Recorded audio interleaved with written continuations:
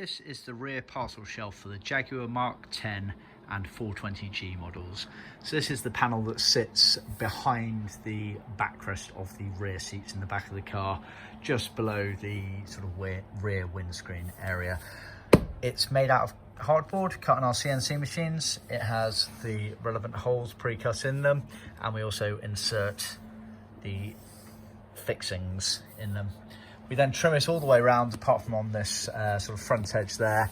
So that front edge we leave as a flap, and effectively it gets tucked underneath, and that'll be where the rear seat backrest lies. So effectively it allows you to go seamlessly between the rear parcel shelf and the rear seats without any gaps showing. Sold as a unit like this, or alternatively it is included as part of our trim kit. This has been trimmed in Matador Red Vinyl, vinyl being the original material for that particular part. We can also do it in leather, so see our website for more details.